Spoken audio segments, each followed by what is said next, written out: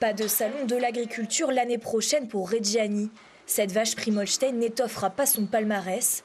Son éleveur Arthur Leblévec avait participé en 2024. On avait deux vaches, donc une Reggiani qui a gazé.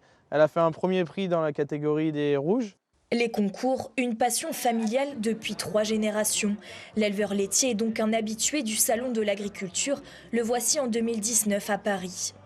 Ça crée du lien, on connaît du monde dans les 4 coins de la France, donc c'est toujours sympa et on a besoin de ça pour voir autre chose dans notre quotidien. Ouais. On se fait un nom quand on fait quelques prix et puis on est reconnu.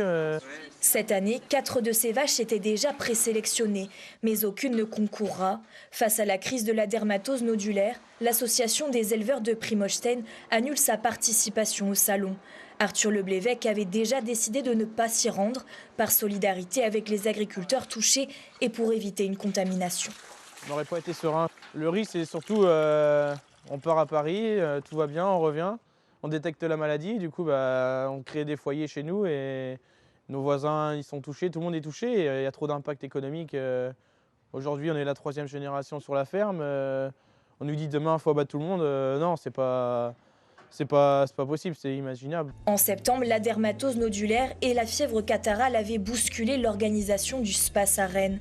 Prise de sang et tests obligatoires pour les animaux, un nombre de bovins divisé par 2, une situation qui pourrait se répéter. Quand on est organisateur du salon, le sanitaire, c'est une priorité. On réfléchit collectivement demain comment on peut s'adapter à toute cette évolution des nouvelles maladies. Jamais le salon de l'agriculture ne s'est tenu sans bovins. Son annulation n'est pas envisagée, mais l'organisation réfléchit à des protocoles sanitaires.